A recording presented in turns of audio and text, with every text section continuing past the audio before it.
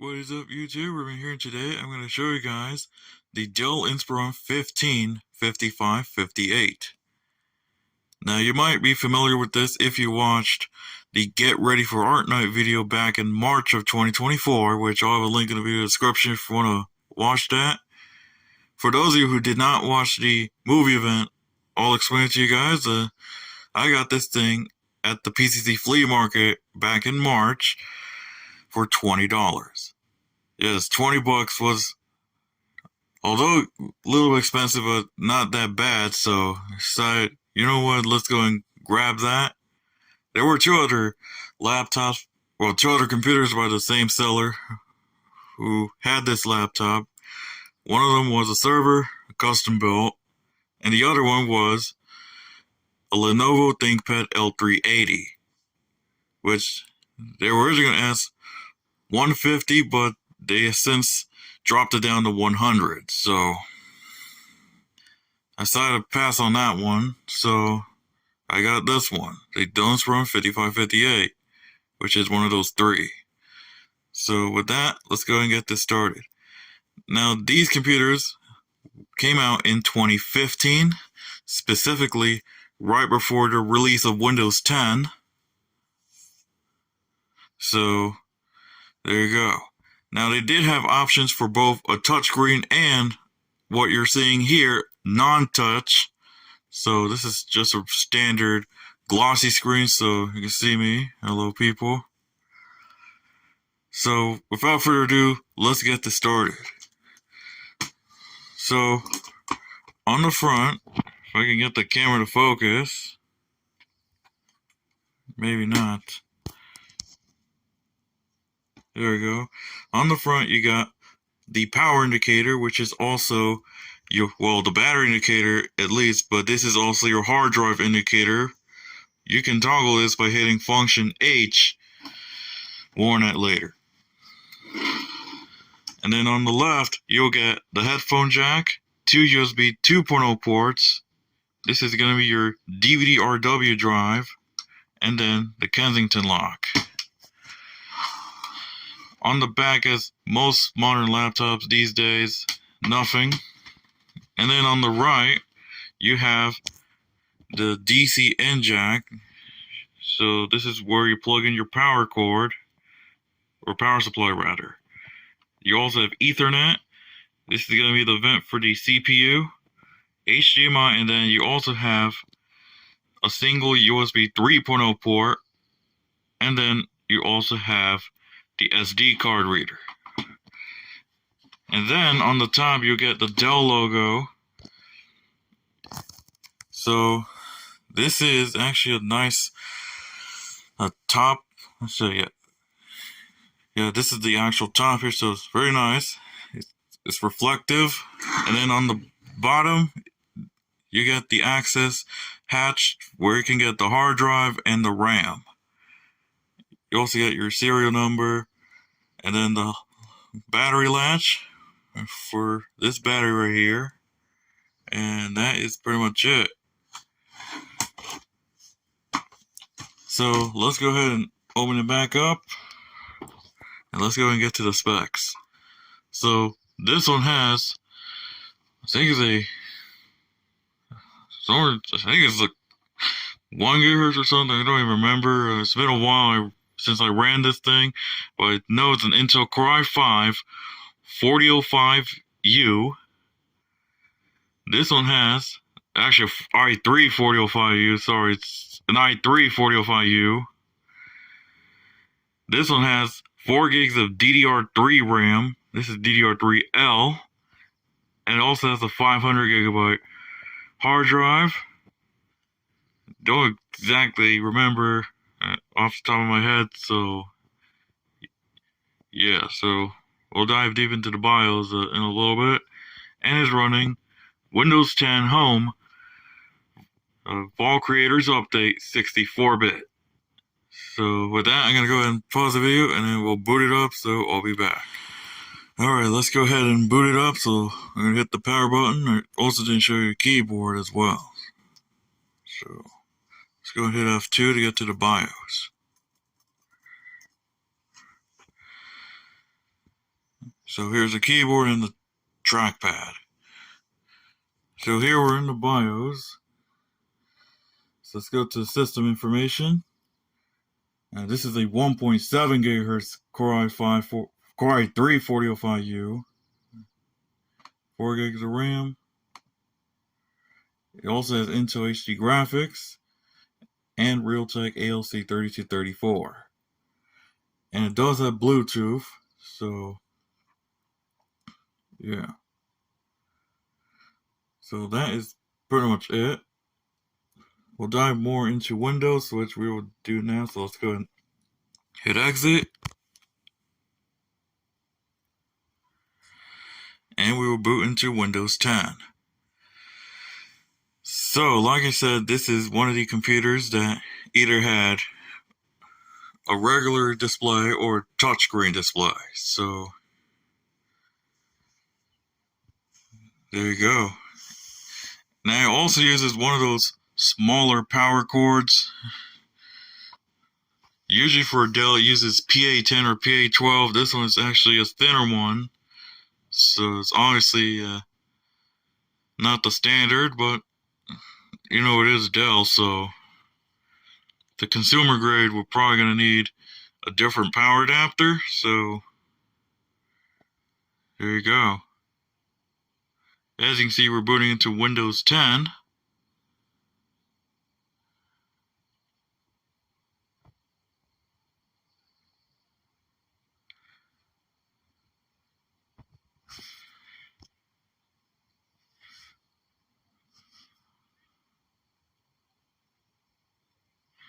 So, there you go. And then we'll dive into the software after that.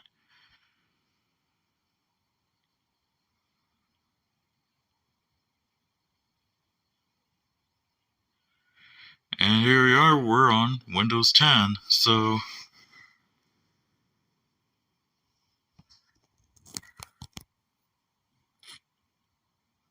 here we are, we're in Windows 10. So let's go ahead and run File Explorer, this PC, and then Computer, and then System Properties.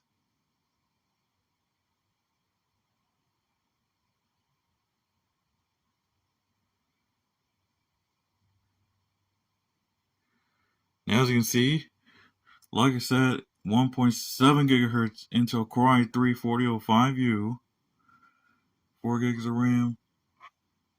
So that is kind of it. You can also go to Device Manager by hitting Manage.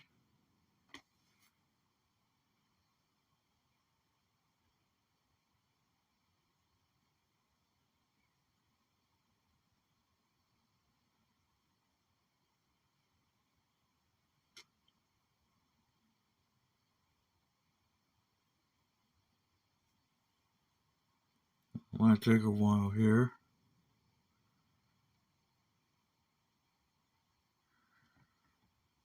And then we're going to go to Device Manager.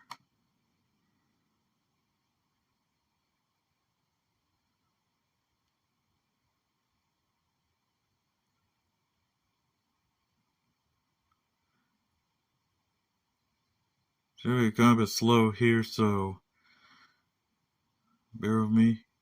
And then for Bluetooth, it's just Intel wireless Bluetooth. Now for hard drive, it is a Seagate hard drive, a 500 gigabyte, like I said. The graphics is Intel HD graphics. Now for the optical drive, it is a PLDS. And then for the network adapters, it has the Intel dual band wireless AC3160. And for the Ethernet, it is the Realtek PCI FE family controller. And processors, like I said, Intel Core i3 4005U. And that is pretty much it. So now let's get to the programs. Let's go and start with Google Chrome.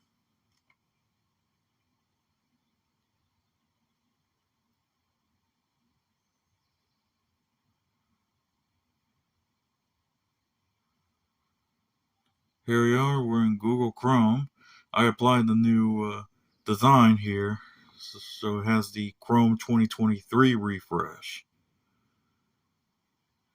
Yeah, Chrome 120, actually 121. Also go to Firefox, I have Firefox 120.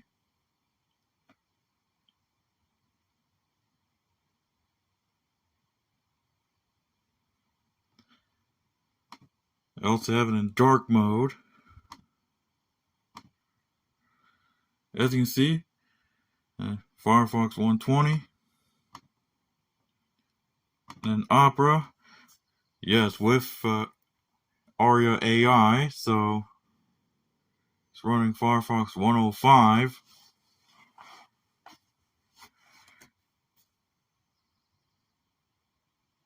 Here we are. So it also has ChatGPT and ChatSonic. I put these on there because nowadays it's pretty much just AI. So let's go ahead and close out of that. And then Microsoft Edge, I have Edge 120.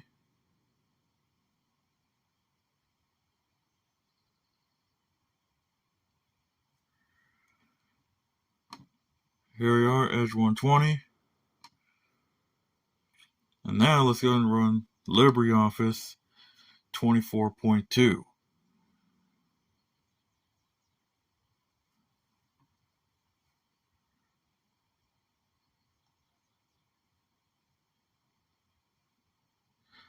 Now it also has Office 365, but it's not installed. So let's load up LibreOffice. So I could have just clicked on the writer icon on the taskbar. Writer document.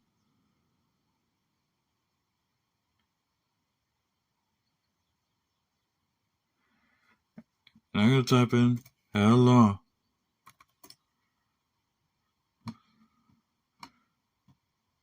So let's set it to the Trebuchet MS format.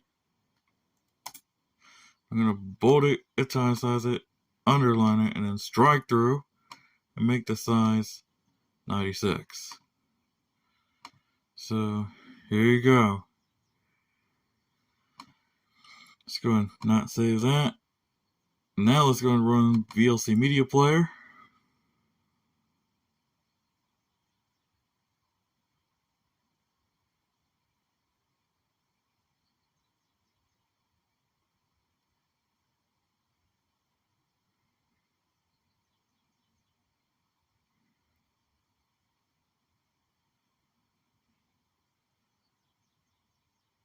If it's going to load here.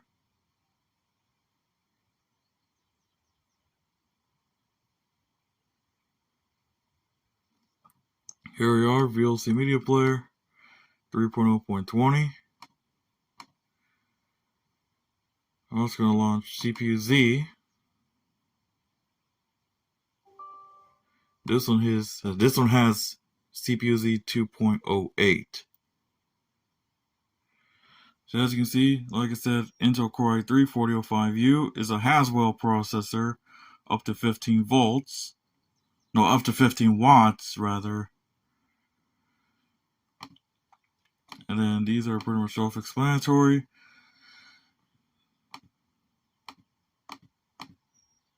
And then for the RAM, it is Hynix, a single 4 gig stick. And for graphics, like I said, Intel HD graphics. And let's go and benchmark this CPU. Now the benchmark results are kind of fascinating, to be exact, even for a dual core, which is what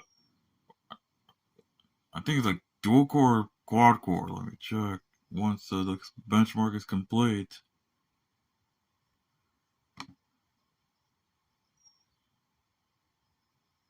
Yep, it's a dual core. So as you can see, here are the benchmarks: 464.8 on the multi-thread and 162.4 on the single thread. So not the greatest processor, but should do for basic web browsing and so. So that is CPU-Z. And now let's run GPU-Z.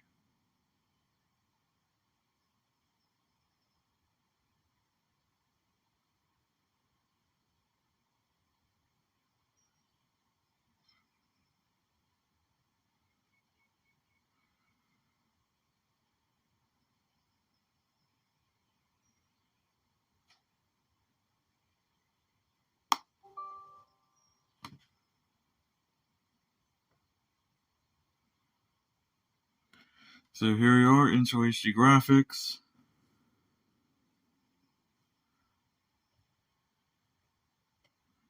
Here's the release date of June 2013. Now this processor, like I said, it's a 4th gen, so it's a little bit newer than what we have on the GPU, but the computer's from 2015, so bear that in mind. So there you go. Now it is UEFI capable, and it already has secure boot enabled. So yeah. Now let's go ahead and check on the graphics. So let's go to display settings.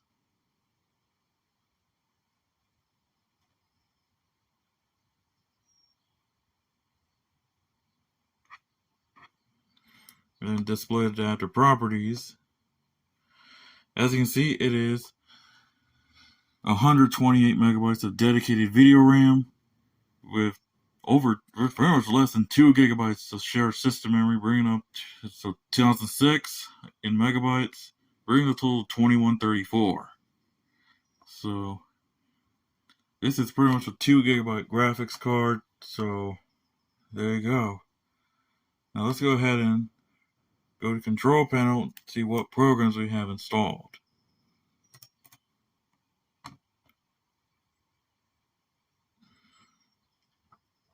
Let's go to programs and features. So for programs, we got 7-Zip, CCleaner, CPU-Z. We also have CyberLink Media Suite Essentials, some Dell stuff, Google Chrome 121, lots of drivers. We got McAfee, Microsoft Edge, Office 365, Firefox, Opera, Realtek drivers, and then GPU-Z, VLC, and Westtree. So there you go.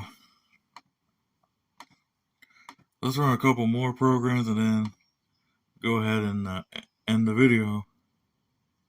We'll get to the conclusion.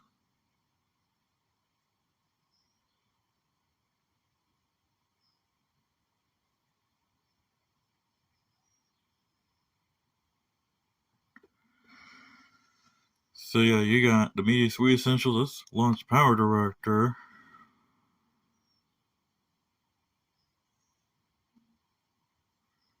We'll do 16:9, and then we'll do an Easy Editor.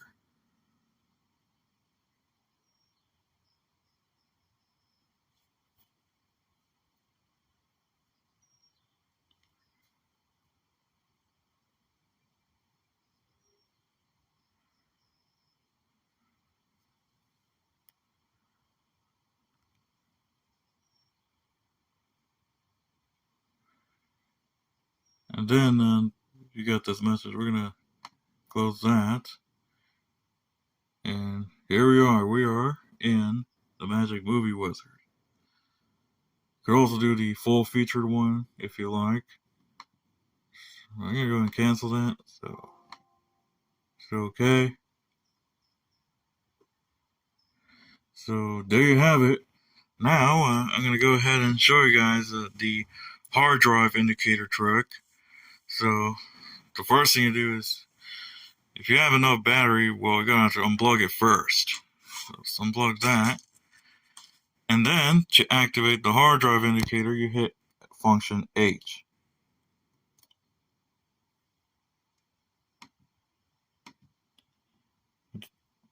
Now it could be different keys, but if you did it correctly, well, you get the hard drive indicator.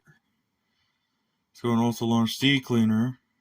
And as you can see, here is the hard drive. Of course, this also acts as the battery indicator as well, which is the default. So there you go. I have C-Clear 6.20 running. So now let's go ahead and also launch maybe a random app such as I don't know, LibreOffice Impress. If I hit Function H again, well, if you do it again, well, it will deactivate. So it turns back into a battery indicator. So there you go. Let's go ahead and plug it back in.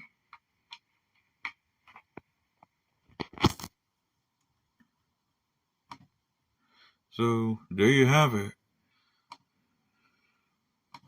So that's pretty much it, folks. That was it for the review of the Dell Inspiron 155558. So let's get to the conclusion. So in conclusion, is it worth it? Well, this could be a yes. You do have DDR3, and it may support up to 16 gigs of RAM. So I think that might work.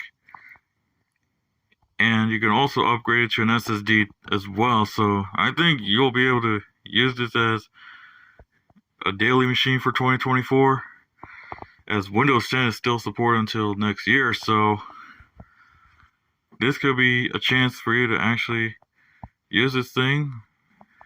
Now, I would personally do it for a week if I ever had a chance. So there you go. Now, obviously, it may not support Windows 11 due to the fact that it requires TPM 2.0, which this thing does not have, and because the processor is a little bit too old for Windows 11. So I know there are a couple things that some people have gone through actually installing Windows 11 on unsupported machines, but you may be at risk for pretty much what might happen, like system errors or not getting any feature updates. So I would stick to Windows 10 if I have a system that does not support Windows 11, such as this one. So there you go. And also with the hard drive trick by hitting Function H, well, this is actually useful. So I would say go for it.